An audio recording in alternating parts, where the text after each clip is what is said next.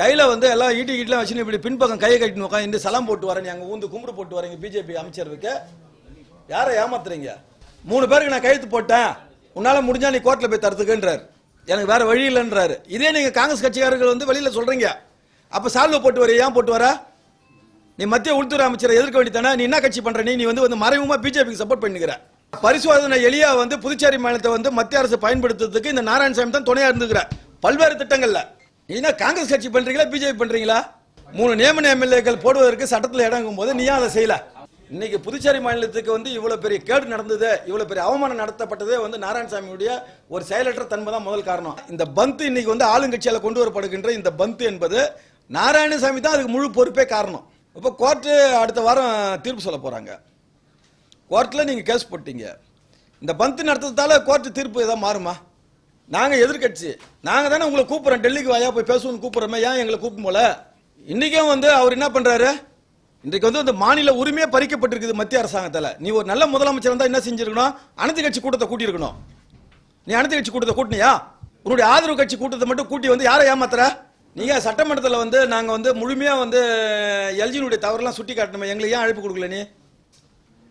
அப்போ இந்த பிரச்சனையில் வந்து நாராயணசாமி ரெட்ட வேஷம் போட்டுங்கிறார். ஒரு புறம் வந்து காங்கிரஸ் கட்சியினரை ஏமாற்றுவதற்காக நாடகம் நடத்துறார். நாராயணசாமியுடைய ஒரு குறுகிய மனப்பான்மை தான் இன்றைக்கு வந்து புதுச்சேரி மாநிலத்தினுடைய உரிமை பறிக்கப்பட்டதற்கு முதல் காரணமே. பொதுமக்களுக்கு பாதுகாப்பு கொடுக்க வேண்டிய இந்த அரசு தான் கட்சியில் இருக்கிற சட்டமன்ற உறுப்பினர்களுக்கும் அவரு போலீஸ் துறை அமைச்சராக இருக்கின்ற முதலமைச்சருக்கு தான் பாதுகாப்பு கொடுத்துக்கிறாங்க. காங்கிரஸ் எம்எல்ஏக்கே பாதுகாப்பு இல்லைன்னு ஒருத்தவங்க அவங்களுடைய குடும்பத்துல இருந்து எல்ஜி கிட்ட போறாங்க. ஏன் போறாங்க? முதலமைச்சர் போய் சொல்ல வேண்டியதானே. அனந்தராமனுக்கு 2 போலீஸ், விஜயவேணிக்கு 2 போலீஸ், தனவேலுக்கு போலீஸ், நம்ம இவருக்கு பாருங்க அந்த பிரான்ஸ் நாட்டினுடைய வெளிநாட்டு தூதர் ஒருத்தர் இங்க ஜான்குமார், அவர் வரும்போது 4 போலீஸ் வருது. அவர் அப்படியே அலக்கத்துக்கு மேல வருவாங்க. கலெக்டர் ஆபீஸ் போங்க, சிபிஐ ஆபீஸ் மாதிரி இருக்குது, அங்க 8 கமாண்டர் படம் நிற்கிறான், எவனும் பப்ளிக் வரக்கூடாதுன்னு. என்ன கவர்மெண்ட் நடக்குது? அங்க பாத்தீங்கன்னா நீங்க வந்து அந்த அந்த கவர்மெண்ட் மாளிகை அந்த ரோட்லயும் யாரும் வரக்கூடாது, இந்த ரோட்லயும் யாரும் வரக்கூடாது, இந்தாண்ட ஒரு வண்டி அந்தாண்ட ஒரு வண்டி, ஒரு 30 போலீஸார் பாதுகாப்பு. என்னன்னு கேட்டா எல்ஜிக்கு பாதுகாப்பு. யாரால பிரச்சனை? இந்த முதலமைச்சர் ஆள் வச்சு தீர்த்து கட்டுறதுக்கோசம் பிளான் பண்றாரு பொழுது எங்களுக்கு வந்து புகார் வந்துருது. அப்ப பப்ளிக்கை பத்தி யாருமே கவலைப்படுற மாதிரி இல்ல. நிறைய தன்மான சிங்கங்கள் இருக்கிறாங்க சட்டமன்ற உறுப்பினர், காங்கிரஸ்லயும் திமுகவிலும் நிறைய தன்மான சிங்கங்கள் இருக்கிறாங்க. எல்ஜி வந்து அந்த அந்த வாரிய தலைவர் பதவிக்கு வந்து ரினியூவல் பண்ணலன்னா உடனடியே அவங்க அங்க இனிமே ஆபீஸ் போக மாட்டாங்க, அந்த காரெல்லாம் கொடுத்துருவாங்க. இன்னைக்கு என்கிட்ட ஒரு கேள்வி கேட்டீங்க, என்ன நீங்க 10 கேள்வி உள்ள நினைப்பீங்க, அது திட்டு பையன் எப்படி பேசுறான் பாடுறான்னு நினைப்பீங்க.